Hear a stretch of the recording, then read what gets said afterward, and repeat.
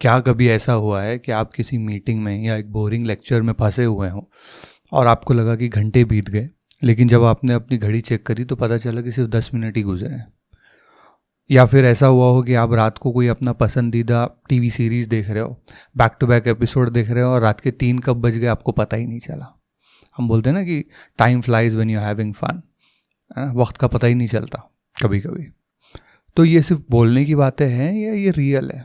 Is time even real? मतलब वक्त जो है वो कोई एक सच्ची चीज़ है, एक फिज़िकल चीज़ है, नेचुरल चीज़ है, या हमारे ब्रेन्स का कॉन्स्ट्रक्ट है, कि हमारे ब्रेन्स का इल्यूजन है वक्त? साइंस में भी और फिलॉसफी में ये बहुत बड़े सवाल है। सबसे पहले तो ये समझ लीजिए कि हमारी जो घड़ियां हैं, कैलेंडर्स हैं, टाइम जोन्स जो हमने बना रखे हैं, ये रियल नहीं है, ये मेडअप है। ये इंसानों ने खुद बनाए हैं, जिससे इंसान वक्त को ट्रैक करने की कोशिश करता है। पुराने ज़माने में लोग सन डायल्स यूज़ करते थे, आज स्मार्ट वॉचेस यूज़ कर रहे हैं। जैसे कि माया सिविलाइजेशन एक थी, उन्होंने 2060 दिन का कैलेंडर बनाया था। फ्रेंच लोगों ने एक ज़माने में 10 घंटे का एक दिन बनाया था, है ना। ये सारी चीज़ें एक मेडअप चीज़ें हैं, ये नेचुरल नहीं है। ये सारी चीज़ें, इसको इंसान मेजर करने की कोशिश हमेशा करता रहा है। और अपना जो अभी हम जो यूज़ करते हैं ग्रेगोरियन कैलेंडर, वो अभी तक का सबसे बेस्ट कैलेंडर है इन टर्म्स ऑफ कैसे वो दिन को डिवाइड करता है इन अ ईयर। इसीलिए हम उसको यूज़ करते हैं, वो भी नेचुरल चीज़ तो है नहीं। और एक अनोखी बात ये भी है कि कुछ कल्चर्स में तो लोग पास्ट, प्रेजेंट, फ्यूचर को डिस्क्राइब भी नहीं करते। एक अमेरिका में एक नेटिव अमेरिकन ट्राइब थी, होपी उनका नाम था। उनके पास कोई शब्द ही नहीं है पहले बाद में, है ना। पास्ट और फ्यूचर को डिफाइन करने के लिए उनके पास शब्द ही नहीं है। वो वक्त को एक प्रेजेंट टेंस ही मानते हैं और वो समझते हैं कि वक्त जो है वो प्रेजेंट में बहता रहता है। इमेजिन करो ऐसे कल्चर में रहना जहाँ पे पास्ट और फ्यूचर का कॉन्सेप्ट ही नहीं है। तो इतने सारे तरीके हैं दुनिया में टाइम को मेजर करने के, उसके बारे में, फ्यूचर और पास्ट को बारे में सोचने के। तो इसका मतलब ये है कि ये हमारी इंटरप्रिटेशंस पे बहुत ज़्यादा डिपेंड करता है, ये यूनिवर्सल चीज़ नहीं है। अब अगर हम साइंस का इस्तेमाल करके समझने की कोशिश करें तो आइंस्टाइन का बोलना ये है कि टाइम जो है ना वो फिक्स चीज़ नहीं है। टाइम स्ट्रेच भी हो सकता है। जैसे आप एक च्युइंगम को स्ट्रेच करते हो, वैसे टाइम भी स्ट्रेच हो सकता है। आइंस्टाइन की थियोरी ऑफ रिलेटिविटी में वो कहता है कि the faster you move the slower the time ticks for you. मतलब कि आप जितना फास्ट मूव करेंगे थ्रू स्पेस, उतना स्लो आपके लिए टाइम गुजरेगा। इसको समझने का सबसे अच्छा एग्जांपल है हमारे जो सैटेलाइट्स हमारे अर्थ के अराउंड ऑर्बिट करते हैं, वो बहुत स्पीड में घूमते हैं। रिलेटिव टू अर्थ में हम जितनी स्पीड से घूमते हैं, हमसे बहुत ज़्यादा स्पीड में वो घूमते हैं। तो उन सैटेलाइट्स पे जो घड़ियां हैं वो स्लो टिक करती हैं कंपेयर टू हम जो हमारे अर्थ पे हैं, क्योंकि हमारी जो स्पीड है वो स्लो है ग्रेविटी की वजह से। तो हमारी घड़ियां से स्लो उनकी घड़ियां हैं। तो ये जो सैटेलाइट्स है जिसका हम जीपीएस वगैरह ये सब यूज़ करते हैं, उन सैटेलाइट्स की घड़ियों को एडजस्ट करना पड़ता है एवरी नाउ एंड अगेन, ताकि उनकी घड़ियां हमारी अर्थ की घड़ियों से मैच हो। यहाँ पे साइंस हमको ये बताता है कि कॉन्सेप्चुलाइज और आपको गेस मारने की ज़रूरत नहीं है यहाँ फॉर श्योर। मतलब कि अगर 2 सिबलिंग हैं, 2 जुड़वा बच्चे हैं, और एक बच्चा दुनिया पे रहता है और दूसरे बच्चे को आप स्पेसशिप में भेजो जो कि बहुत स्पीड में चल रही है, क्लोजर टू लाइट की स्पीड से अगर चल रहा है वो स्पेसशिप, तो लिटरली वो जो बच्चा है, जो जुड़वा है, जो स्पेसशिप में है, उसकी घड़ी अगर वो घड़ी पहना हुआ है उसने, तो उसका जो कांटा है घड़ी का वो स्लो टिक करेगा कंपेयर टू इसके घड़ी का कांटा जो ये दुनिया पे बैठा है। और अगर वो वापस घूम करके जब दुनिया में आएगा तो ये पता चलेगा कि इनकी उम्र में बहुत डिफरेंस हो जाएगा। जो अर्थ पे रहने वाला जो जुड़वा बच्चा रहेगा, उसका एक भाई, वो बहुत ज़्यादा बूढ़ा हो जाएगा कंपेयर टू द पर्सन जो दुनिया स्पेसशिप में घूम के आया है। अब घड़ियाँ जिस प्रकार से टाइम को मेजर कर दी है, हमारा दिमाग उस प्रकार से टाइम को मेजर नहीं कर पाता।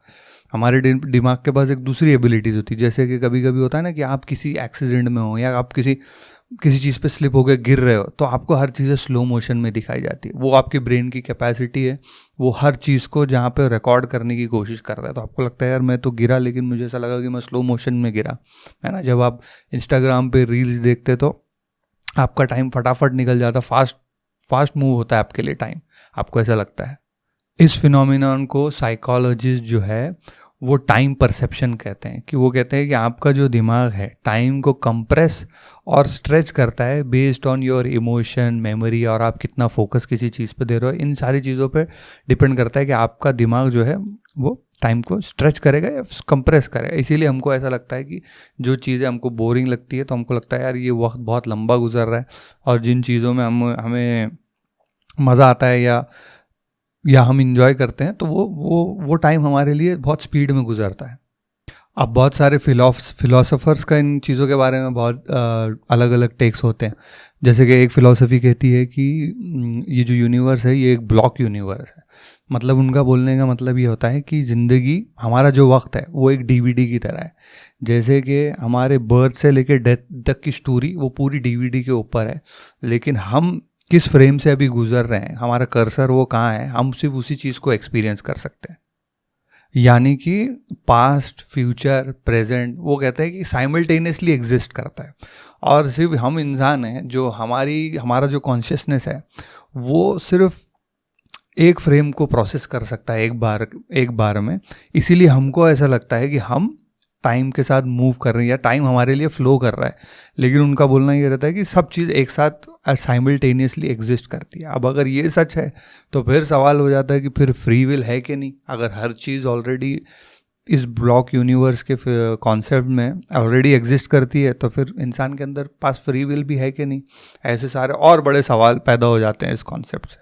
अब इस ब्लॉक यूनिवर्स की फिलॉसफी के अलावा उसका एक अपोजिट कॉन्सेप्ट भी है, उसको वो प्रेजेंटिज्म बोलते हैं। उनका बोलना ये है कि आज जो हो रहा है बस यही रियल है, और जो पास्ट है वो फ्यूचर, और जो फ्यूचर है वो सिर्फ हमारा इल्यूजन है।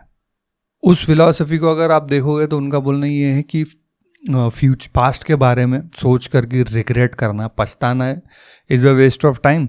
और फ्यूचर के बारे में सोच के परेशान होना, एंग्शियस होना, वो भी एक वेस्ट ऑफ टाइम है। आज में जीना चाहिए, ये बोलते हैं। और अगर हम इस फिलॉसफी को माने कि पास्ट और फ्यूचर रियल ही नहीं है, तो फिर क्यों इतने सारे लोग पास्ट और फ्यूचर से अपने आप को कंट्रोल करते हैं। अपना आज जो है वो उनके पास्ट और फ्यूचर के वजह से डिक्टेट होता है। कितना मेस्ड अप है अगर ये सच है तो। वक्त के बारे में इतने सारे लेयर हैं। एक तो आपका दिमाग है जो वक्त को एक तरीके से इंटरप्रेट करने की कोशिश कर रहा है। दूसरी जगह टाइम का अपना एक साइंस है ना, जो कहता है कि टाइम इज़ रिलेटिव। हमारे यहाँ वक्त अलग चल रहा है, ब्लैक होल के नज़दीक में अगर आप जाओगे तो वक्त अलग चलेगा। कोई प्लैनेट बहुत ज़्यादा हैवी है तो वहाँ वक्त अलग चलेगा। टाइम इज़ रिलेटिव, साइंस ये कहता है। ब्रेन हमारे एक अलग चीज़ पे चल रहा है, साइंस एक चीज़ पे चल रहा है। फिलॉसफी में 25 आइडियाज़ हैं, जो कोई बोलता है फ्री विल है, कोई बोलता है फ्री विल नहीं है, एवरीथिंग इज़ डिसाइडेड, है ना। और ऊपर से हम लोगों ने डिवाइसेस बनाए हुए हैं, जैसे हमारी घड़ी, कैलेंडर, जो वक्त को ट्रैक करने की कोशिश करते हैं। ये हमको एक्चुअली इल्यूजन देते हैं कि हमारे कंट्रोल में चीज़ें, जबकि हमारे कंट्रोल में चीज़ें नहीं हैं। फिर हमारे सोसाइटल कॉन्स्ट्रक्ट्स है जो हमने बनाए हुए हैं कि एक सर्टन टाइप पे सर्टन चीज़ें ही हो सकती हैं, है ना। जैसे कि लोग बोलते हैं अरे यार ज़िंदगी में ये करने के लिए मेरे पास टाइम नहीं है, टाइम निकल गया, टाइम ऐसा। कितनी सारी चीज़ें टाइम को इस्तेमाल करके हम हमारे जो आज है, जो हमारी ज़िंदगी है, उसके ऊपर वक्त का और वक्त के कॉन्सेप्ट्स का इतना ज़्यादा प्रेशर होता है, इतना ज़्यादा इन्फ्लुएंस होता है, even though when you think about it, कि आपके कंट्रोल में है ही नहीं चीज़ें।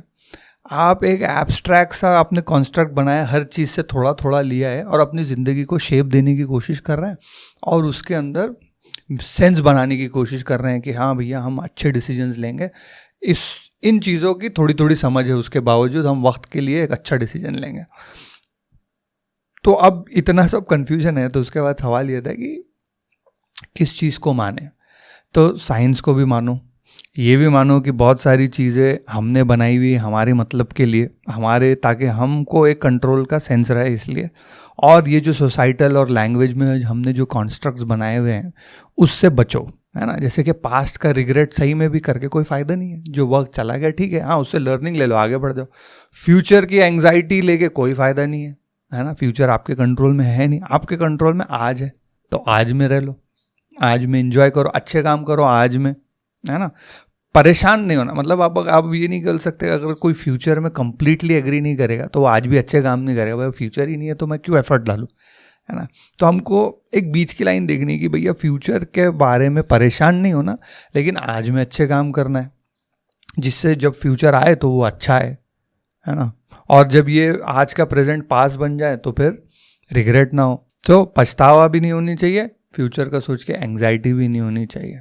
और जब ये टाइम इल्यूजन है तो पास्ट और फ्यूचर को अपने आप को कंट्रोल करने मत दो, don't let it control you.